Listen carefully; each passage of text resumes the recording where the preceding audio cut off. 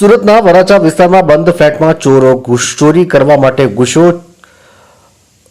Shutter લોક થઈ જતા ફાયરના જવાનો તેને રેસ્ક્યુ કરી બહાર કાઢ્યો. ચોરી કરવા ફ્લેટમાં તે ઘૂસ્યો પણ બહાર નીકળી શક્યો નહીં. અશ્વિન કુમાર રોડ પર આવેલી એક લો રાઇઝ બિલ્ડિંગમાં દિવાળીના તહેવાર નિમિત્તે એક પરિવાર પોતાના વતનમાં ગયો, જેને કારણે ફ્લેટ બંધ હતો. ચોરી કરવાના ઈરાદે એક ચોર આ બિલ્ડિંગમાં ઘૂસ્યો હતો. તેણે બિલ્ડિંગના પાછળના ભાગમાં આવેલી પાઇપલાઇનનો સહારો લીધો. ચોર ત્રીજા માળેથી પાઇપ પકડીને નીચે ઉતરી બીજા માળના એક બંધ ફ્લેટમાં પ્રવેશ્યો કે ફ્લેટની અંદર ચોરી કર્યા બાદ તે કોઈ કારણસર બહાર નીકળી શક્યો ન હતો.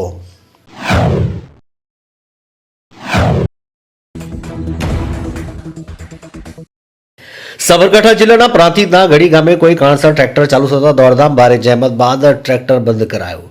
સાબરકાંઠા જિલ્લાના પ્રાંતિજના ગઢીગામ ગામે કારણસર ટ્રેક્ટર ચાલુ થતા દોડધામ ભારે જહેમત બાદ ટ્રેક્ટર બંધ કરાવ્યું. સાબરકાંઠા જિલ્લાના પ્રાંતિજ તાલુકાના ગઢી ગામમાં આજે સવારે ખેતરમાં એક કુતૂહલ સર્જાયું, જેમાં પ્રવીણસિંહ ડોડિયાના ખેતરમાં ડ્રાઈવર વગર ટ્રેક્ટર અચાનક ચાલુ થઈ ગયું, જેથી ટ્રેક્ટરના માલિક અને ખેતરમાં કામ કરી રહેલા અન્ય ખેડૂતો તેમજ શ્રમિકોમાં નાસભાગ સર્જાઈ હતી. આ ઉપરાંત બાજુમાંથી પસાર થતા રોડ પર જતા આવતા લોકો પણ આ દ્રશ્ય જોઈ રહ્યા હતા.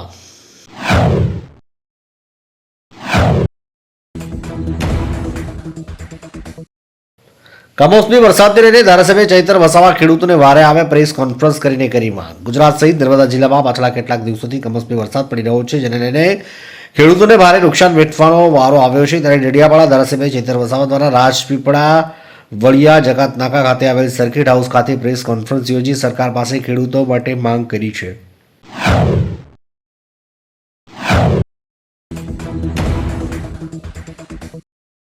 મહાનગરપાલિકાની ચૂંટણીમાં ઓબીસી અનામતની 27% અમલ. રાજ્ય ચૂંટણી આયોગે કરી જાહેરાત. રાજ્યમાં આગામી ફેબ્રુઆરી મહિનામાં મહાનગરપાલિકા અને નગરપાલિકા તેમજ સ્થાનિક સ્વરાજ્યની ચૂંટણી યોજવાની શક્યતા છે. નવા મહાનગરપાલિકા સહિત 15 મહાનગરપાલિકાની ચૂંટણીમાં ઓબીસી અનામતનો 27% અમલ નક્કી કરવામાં આવ્યું છે. એ મુજબની બેઠકોની ફાળવણી યાદી બહાર પાડવામાં આવી. રાજ્ય ચૂંટણી આયોગ દ્વારા જૂની 6 મહાનગરપાલિકાની વોર્ડ વાઇઝ અનામત અને જનરલ બેઠકનું માળખું જાહેર કરવામાં આવ્યું છે.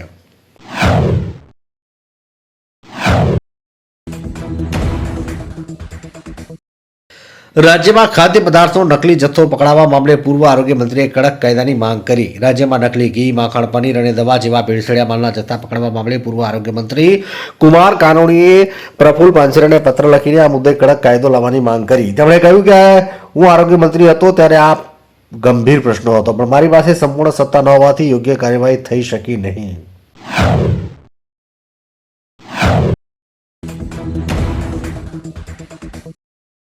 રેલવે મંત્રી વારાણસીના સોલાર ટ્રેક પ્રોજેક્ટની પ્રશંસા કરી. રેલવે મંત્રી અશ્વિની વૈષ્ણવે વારાણસીના સોલાર ટ્રેક પ્રોજેક્ટની પ્રશંસા કરી. તેને એક એન્જિનના પરાક્રમ અને વિશ્વની સૌથી મોટી ગ્રીન રેલવે માટે એક મોડલ ગણાવ્યું. દૂર કરી શકાય તેવી ઓછી જાળવણીવાળી ડિઝાઇન, નિષ્ક્રિય ટ્રેક જગ્યાનો કાર્યક્ષમ રીતે ઉપયોગ છે અને ટકાઉપણું અને નવીનીકરણ ઉર્જા સંચાલિત માળખાકીય સુવિધા પ્રત્યે ભારતની વધતી જતી પ્રતિબદ્ધતાનું પ્રતિબિંબિત કરે છે.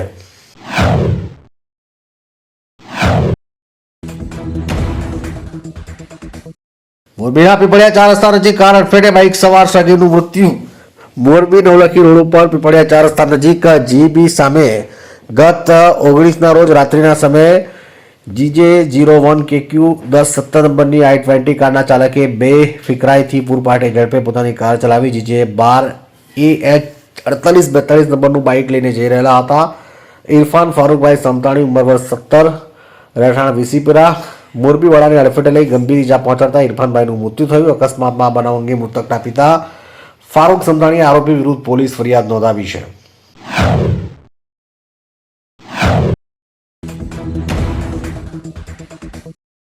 સુરેન્દ્રનગરમાં સસ્તા અનાજના લાયસન્સ ધારકોની હડતાળની ચીમકી. 1 નવેમ્બરથી બંધ રહેશે FFS દુકાનો. સુરેન્દ્રનગર જિલ્લામાં સરકારી વિતરણ વ્યવસ્થામાં કામ કરતા કુલ 519 દીનદયાળ ઉપાધ્યાય સસ્તા અનાજના લાયસન્સ ધારકો 1 નવેમ્બરથી અનિશ્ચિત મુદતની હડતાળ પર જવાની ચીમકી આપવામાં આવી. જિલ્લા કલેક્ટર દ્વારા અધિક કલેક્ટરને તમામ દુકાનદારો એકઠા થઈ આવેદનપત્ર પાઠવી સત્તાવાર રીતે હડતાળની જાહેરાત કરશે.